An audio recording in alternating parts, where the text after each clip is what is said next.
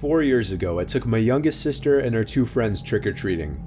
I'm 18 now. I was obviously 14 during the time of this story, and my youngest sister was only 7 at the time, along with her 2 friends, who, of the 2, I'll only name one, Mary, for privacy reasons. I didn't have plans anyway, so I guess I was actually a bit happy that my parents made me walk with them. Plus, I low-key told my sister to fill an extra bag for me at each house. By now, we were more than a mile away from my house. The girls' bags were all pretty full now, and I was ordering them to start making their loop back in the direction of our house. The girls were approaching the front door of a corner house across the street from an old, closed-off community park. The house already stood out from the rest on the block in that there was a 3-foot wooden fence surrounding the perimeter, except for the walkway and driveway, and a bunch of overgrown trees and bushes on the front lawn, almost completely blocking the actual house from view. They tried looking for the doorbell, but then called back to me that there wasn't one. I answered back, telling them to just knock on the door. My sister pounded on the door in 3 different intervals. Then I called for them to skip this house. As the 3 girls were walking down the stoop, the front door to the house creaked open, and somebody could just barely be seen poking their head out from behind the door, which was open just a crack. The girls walked back up the stoop and simultaneously yelled "trick or treat." From the sidewalk, all I could see was an arm reach out from around the door, and then the person's pointer finger lifting up as if to say 1 second. The arm kind of creepily pulled back into the house. My view of it not seeing a body made the situation really eerie. The door closed, and for what felt like 20 seconds, they just stood there on the stoop. I was about to ask them what was going on, but once again the front door to the house cracked open. Once again, just an arm came into view for me. This time I could see him waving the girls to come into the house with his hand. My sister and her 2 friends were actually making their way into the house before even looking back at me for approval. At this point, the feeling in my stomach told me something wasn't right here, and I yelled to the girls to come back. The really disturbing part was as soon as I yelled this, the person shut the front door, almost slamming it in their faces. The 3 girls came back over to me. I told them that was enough trick-or-treating for the night. I nudged them to continue walking forward, keeping my eyes on the house. Barely through the overgrown bushes in front of the house, I saw the blinds to one of the front windows rustling around, and an older man sitting by the window.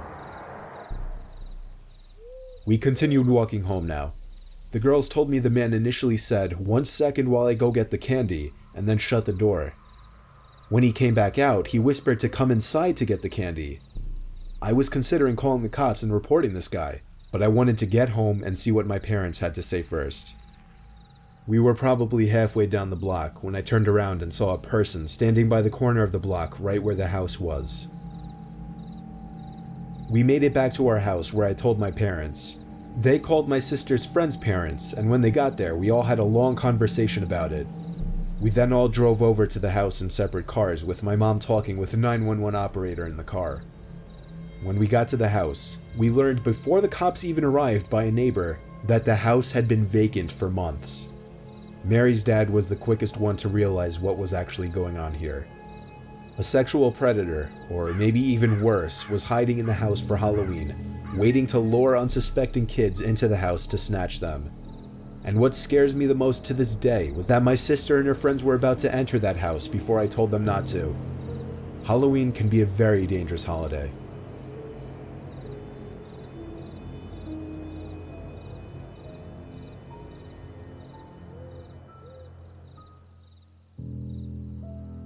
Two years ago, I was home on Halloween, and for the most part, it was a pretty normal day. Since Halloween was on a Friday, all of my friends were out partying. However, I was doing homework. Not one of my most exciting nights, but I didn't mind too much. I really had to get this homework done anyway. My mom and dad were handing out candy to the trick-or-treaters as they usually do. My house doesn't usually get many because we're pretty much the only house on the block that hands out, so it's often ignored because it's not worth their time. Tonight was no exception. Later that night, my mom calls me down and tells me to watch the door for trick-or-treaters because my neighbors had come over asking for help with their costumes for a party. So my neighbors and my parents both went upstairs to work on the costumes, leaving me alone downstairs. It didn't bother me because I had finished my homework and I could just play my PS4 while listening for knocks on the front door, which was close by. Only a couple more trick-or-treaters came in about an hour. Pretty typical for this area. However, around 11 p.m., I heard a knock at the door. I thought it was pretty weird since it had almost been an hour since the last knock, and it was pretty late for trick-or-treaters to still be out. Regardless, I grabbed the candy and went to answer the door. It's important to note that there's a small room in between the front door and the living room. When we answer the front door, we make sure to lock the door behind us leading to the living room so our dogs don't run up and start barking and whatnot. I did the same thing here. When I answered the door, there was a surprisingly large man, at least 6'3" tall with a somewhat muscular physique, standing in front of me wearing a Michael Myers costume. Not a cheap one either, it looked pretty expensive for a costume. He stood in front of me but didn't say a single word. I thought it was pretty unusual because it's kind of customary to say trick or treat. But nope, he didn't do a thing but stare at me. It was almost like he was a statue. I thought he was really trying to sell the character and creep me out, and it was working. I was feeling a little intimidated because I'm pretty small for a guy, only about 5 feet 10 inches tall. I decided to break the awkward silence and say trick or treat for him while handing him some candy. I couldn't believe what he did next. In response to me handing him candy, he took a few steps into my house. This was when I started getting really uncomfortable. You're supposed to take the candy, say thank you, and go. It's like an unspoken rule that you don't walk into people's houses without permission. It was at this moment that I also noticed that he didn't have any type of bag for candy. This was a huge red flag, because I realized then that he was not there to trick or treat. Before I could respond, the man reached into his pocket and pulled something out. I didn't want to look at it, but I was assuming it was a weapon, and I had no idea what to do. I'd locked myself into a small room with a psychopath much larger than me holding a weapon, blocking the only exit. We all like to pretend and make up scenarios in our heads where we have to be the hero and save the day, but here I was, stuck in a real-life situation, completely unable to move, not able to save myself. I was frozen in fear. It was such a weird feeling, almost like I was dreaming the entire thing. I had no control over my body. And what a cliche way of dying I thought it would be, getting stabbed to death by someone dressed up as Michael Myers on Halloween. Thankfully it didn't go like that, because without warning, the guy takes off his mask and jokingly says, "I'm just messing with you, bro." I'm still frozen in shock and can't respond in any way.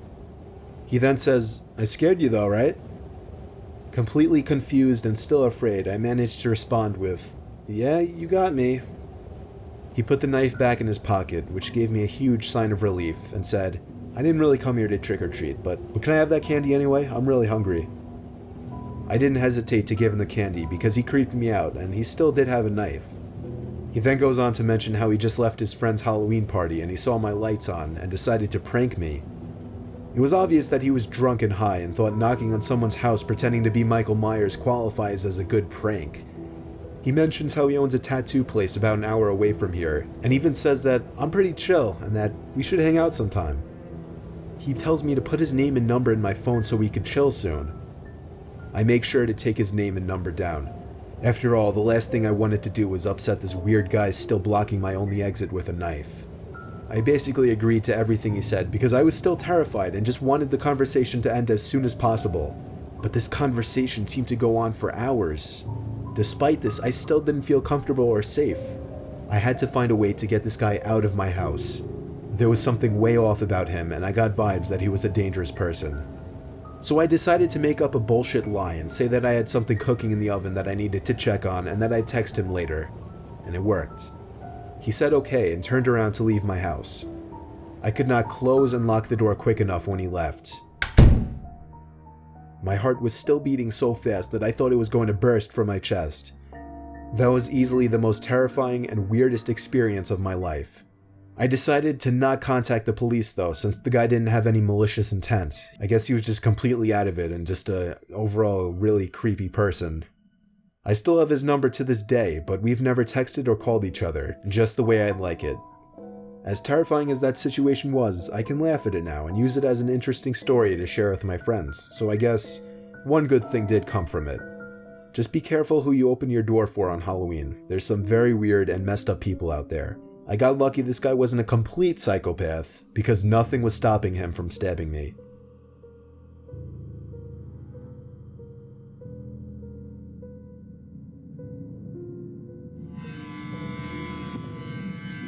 Halloween used to be my favorite holiday, but ever since one not-so-sweet round of trick-or-treating, I've kind of switched over to liking Christmas the most.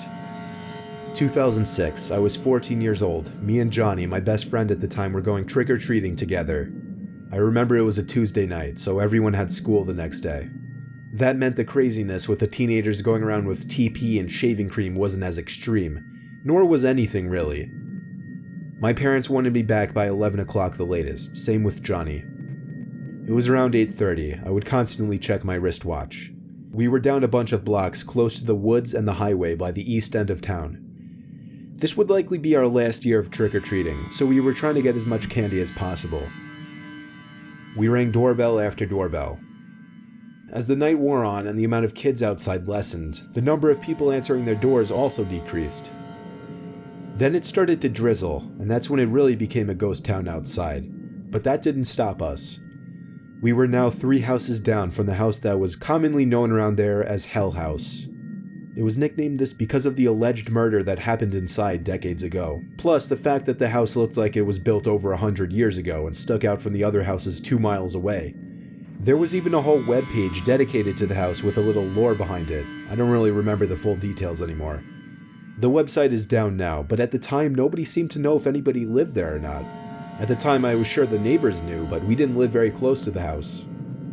Long story short, me and Johnny were feeling brave and cocky, so we hopped the creepy fence surrounding the seemingly abandoned property and walked up to the stoop, which was made out of ancient and worn-out looking red bricks.